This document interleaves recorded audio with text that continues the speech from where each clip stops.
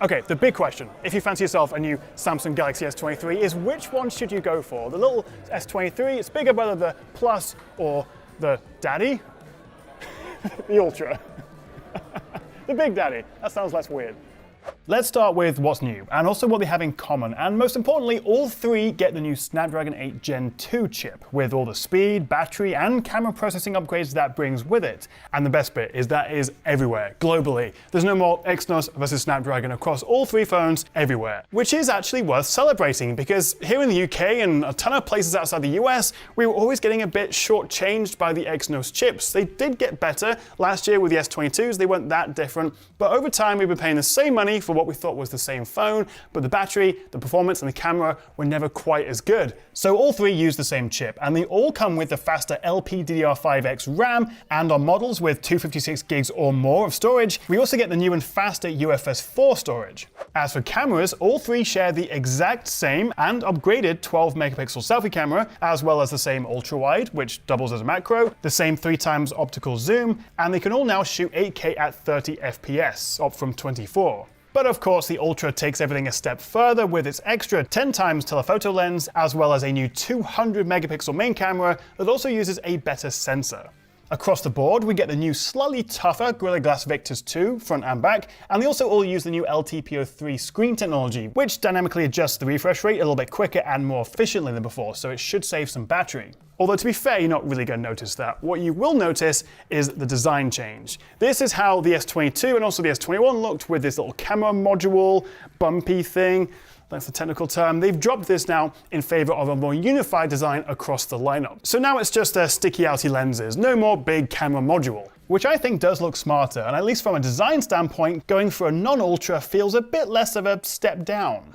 Now, as I mentioned in my S23 Ultra hands-on impressions video, the Ultra really is the Note in all but name. Flagship specs with more RAM and storage, the S Pen, and also the bigger boxy design. But I must admit, I really do prefer the rounded corners of the regular S23s. I think they're much more comfortable to hold and also have in your pocket.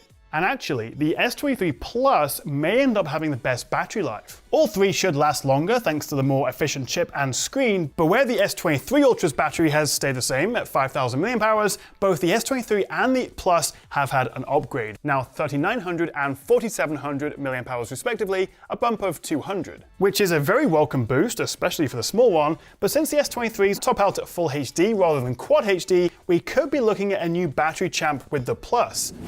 So rather than just waffling on, let me bring in a side-by-side spec sheet. And while they have a fair amount in common, including the same One UI 5.1 and Android 13 software, there are also a few notable differences. And the Ultra in particular does stand out with the bigger and brighter Quad HD screen, the S Pen, more storage options, the more versatile camera, and of course, the price. Let's talk about price, because Samsung have switched things up a little bit. They've actually dropped the base 128GB model for both the Plus and the Ultra, which means they are more expensive, but the same price as the previous 256GB versions. So actually, in real terms, they're not any more expensive, but they do have a higher starting point. What is more expensive, though, is the regular S23, now starting at £849, which is a lot, and 80 quid more actually than last year's S22, and that's for the same 128GB storage. I obviously need to spend more time with all three before I give my final conclusions, but looking at the specs and the pricing, I think the S23 Plus is looking like the best choice. I mean, it's only 100 more than the regular S23, but it gets double the storage, much longer battery, faster charging, and a bigger and brighter screen. Although aside from those things, they are identical. To be honest, I'd really only consider the regular S23 if you do want a smaller phone. The 6.1-inch screen is a good deal smaller than the 6.6 on the Plus and the 6.8 on the Ultra. It's a lot more pocketable, much easier to use one-handed, and to be fair, it is actually quite nice to have a flagship level phone in a smaller form factor. The thing is though, just using the phones, any of the three, it all feels very iterative. If you've used a Galaxy from the past couple of years, you'd be hard-pressed to notice the difference. But that's where I think these hands-on events can be a bit disingenuous, because actually all three, and particularly the S23 and the Plus, will have substantially longer battery lives, not something you'll notice until you've bought one and started using it, although sadly charging speeds haven't changed. But I'm also really excited by the cameras. Obviously the Ultra in particular, with the 200 megapixels and the HP2 sensor, but really this year it's more about the software, the processing, because while on a hardware level, except for the selfie, the S23 and the Plus cameras are identical to last year, same 50 megapixel main lens, same HP3 sensor, which confusingly is actually a lower tier than the HP2. But even from my brief hands-on, I did still notice an improvement in detail, color, especially skin tones, as well as just overall quality with zoom, portraits, and low light shots. It's a horrible marketing word, but nightography is a big focus this year. And also the selfie, now 12 megapixels across the board, up from 10 on last year's S22 and Plus, and also now with dual pixel autofocus.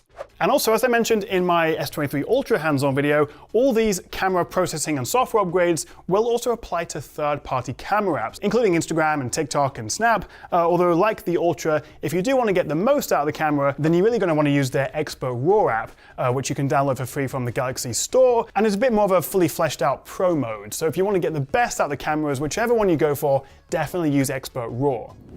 So yes, picking it up, swiping around a home screen and using it for a couple hours, my first impressions were a bit meh. It's all very familiar. But coming away, I'm actually really excited for all three, and I can't wait to share with you my full reviews. The downside, of course, is they are all very expensive. Plus there's some strong competition. The Pixel 7 Pro, the OnePlus 11, the Xiaomi 13 series, Vivo X90, the iPhone 14 and so on. So we'll have to see how Samsung's latest stack up against those.